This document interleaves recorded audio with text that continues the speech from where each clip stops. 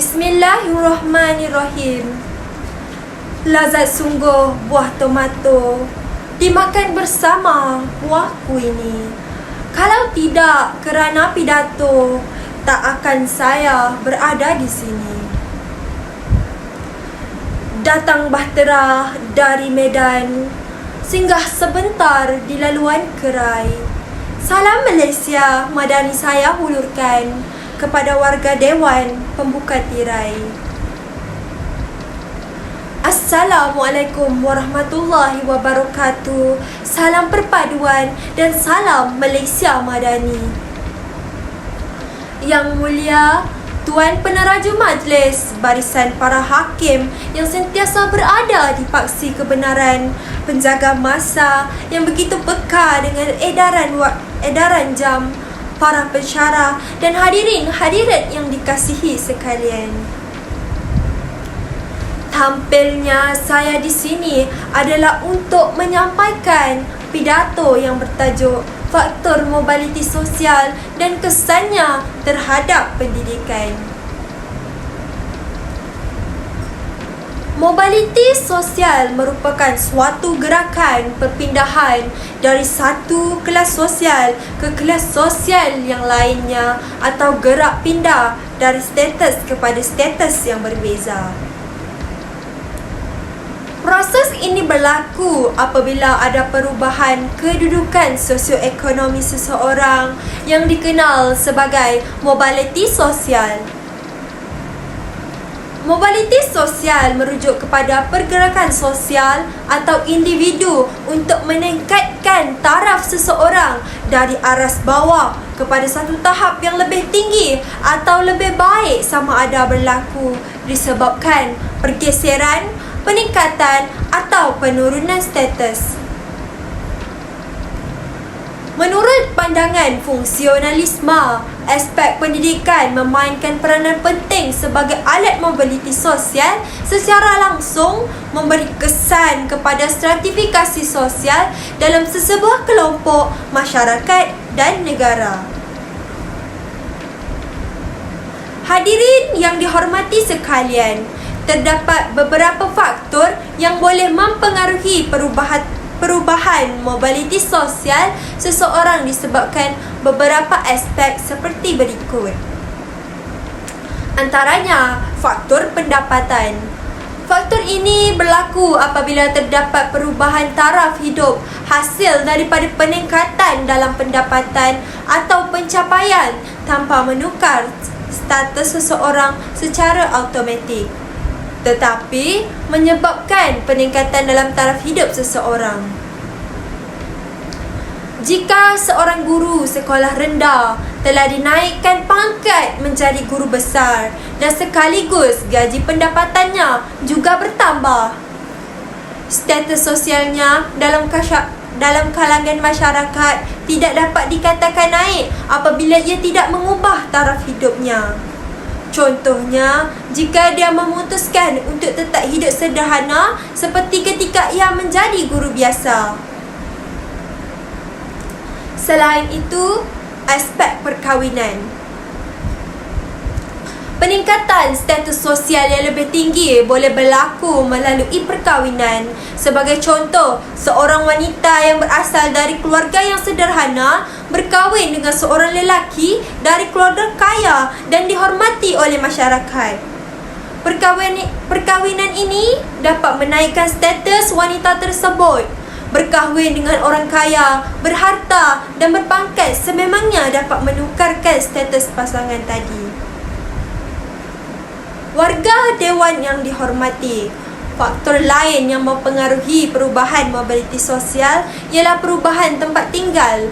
Keadaan tempat tinggal atau rumah kediaman juga boleh menaikkan status sosial seseorang. Sebagai contoh, jika dia berpindah dari rumah lama yang kecil ke rumah baharu yang lebih besar dan cantik. Selain itu, membuat pengubahsuaian rumah sedia ada menjadi sebuah rumah banglo mewah. Ini secara tidak langsung meningkatkan taraf sosial dirinya. Seterusnya, perubahan tingkah laku. Perubahan tingkah laku dan gaya penampilan turut memainkan peranan dalam meningkatkan taraf sosial seseorang. Seorang artis terkenal akan berusaha untuk membuat perubahan dalam penampilan diri seperti cara berpakaian, cara dia membawa diri dalam kalangan masyarakat. Tambahan itu, apabila mereka dalam kelompok golongan atasan, mereka cuba menjaga penampilan diri dengan memakai pakaian yang mahal dan berjenama agar dipandang tinggi dan hormat kepada sesuai dengan status mereka. Warga dewan yang dikasihi, terdapat lagi faktor lain yang mempengaruhi perubahan mobilitas sosial seperti perubahan ekonomi. Organisasi ekonomi seperti industri besar, pihak bank, pihak saham dan sebagainya turut memberi kesan kepada perubahan ekonomi. Perubahan yang berlaku melibatkan sesebuah organisasi dan secara langsung dapat meningkatkan pendapatan seseorang. Semakin besar prestasinya, maka semakin besar produktiviti dan pendapatan yang dijana. Oleh itu, dengan pendapatan yang meningkat akan membawa perubahan kepada kekayaan yang dimiliki oleh seseorang individu atau syarikat. Di samping itu, pendidikan juga turut memainkan peranan dalam mempengaruhi perubahan mobilitas sosial. Pendidikan adalah asas kepada peningkatan kualiti hidup manusia dan juga faktor penting yang menentukan pembangunan ekonomi dan sosial sesebuah negara. Hubungan positif yang wujud antara tahap pendidikan dengan tingkat pendapatan boleh mewujudkan perbezaan pendapatan dalam kalangan pekerja. Hubungan tersebut juga boleh mempengaruhi darjah mobilitas sosial dan seterusnya boleh mewujudkan fenomena ketidaksamaan dalam agihan pendapatan dan kemiskinan. Hadirin warga dewan yang dimuliakan, seterusnya saya akan menyambung pidato saya mengenai kesan mobilitas sosial terhadap pendidikan. Kesan positif mobilitas sosial adalah kesan yang bermanfaat dan memberi manfaat bagi orang yang menjalankan mobilitas sosial. Kesan positif dapat mendorong orang untuk berkembang dengan lebih baik. Antara kesan positif yang dapat timbul dari mobilitas sosial adalah persaingan yang sihat dalam kalangan pelajar. Pada masa kini, perubahan kurikulum bukan sahaja tertumpu kepada akademik semata-mata, tetapi aliran pendidikan teknikal dan vokasional turut memberi peluang dalam melahirkan tenaga kerja yang kompeten bagi memenuhi keperluan industri. Persaingan yang sihat akan wujud dalam kalangan murid-murid bukan hanya bergantung kepada pencapaian akademik yang cemerlang semata-mata, tetapi dari aspek kemahiran dan teknikal. Selain itu, meningkatkan integrasi sosial.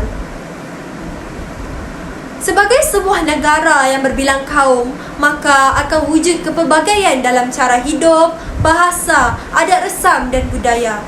Bagi mewujudkan perpaduan dalam kalangan rakyat, kesepadan sosial diperlukan, iaitu satu proses penyesuaian antara beberapa elemen yang berbeza dalam satu kumpulan sehingga dapat menghasilkan corak kehidupan yang mempunyai fungsi dan tujuan yang harmoni. Pendidikan merupakan satu ruang yang terbaik bagi membentuk perpaduan dan meningkatkan integrasi sosial dalam kalangan murid yang pelbagai kaum. Warga pendengar yang budiman, mobilitas sosial juga boleh memberi kesan negatif sama ada kepada individu atau sesuatu kelompok masyarakat. Antara kesan negatif yang dapat timbul dari mobilitas sosial adalah wujudnya konflik. Konflik timbul kerana penolakan mobiliti sosial yang berlaku pada orang lain jika seseorang itu tidak dapat mengatasi kemampuan diri dalam usaha untuk meningkatkan kemampuan diri dengan membandingkan dirinya dengan orang lain. Konflik turut wujud antara generasi apabila berlaku pertembungan nilai kerana generasi pertama cuba mempertahankan nilai-nilai yang diamalkan sejak turun-temurun dan mereka tidak mahu menerima perubahan yang dibawa oleh generasi baharu. Seterusnya, mobiliti sosial juga memberi kesan negatif iaitu wujud pengkelasan sekolah. Kewujudan pengkelasan sekolah seperti sekolah elit, sekolah berasrama penuh, sekolah klasta seperti MRSM dan SMKA, sekolah harian yang terbahagi kepada sekolah bandar dan sekolah luar bandar serta sekolah antarabangsa. Pengkelasan ini akan mewujudkan konflik bukan sahaja dari segi taraf sosial, malah aspek bahasa. Perbezaan bahasa turut dipengaruhi oleh budaya yang dibentuk secara langsung oleh golongan pertengahan dan atasan yang menggunakan bahasa Inggeris sebagai bahasa komunikasi dan menganggap sebagai satu kelas yang tinggi. Sebelum melangkah pergi, serangkap pantun untuk renungan kita bersama. Berbilang bangsa sehati sejiwa, Malaysia Madani jadi pegangan. Pemimpin cakap lagi beribawa, rakyat bersatu, negara aman. Sekian, terima kasih.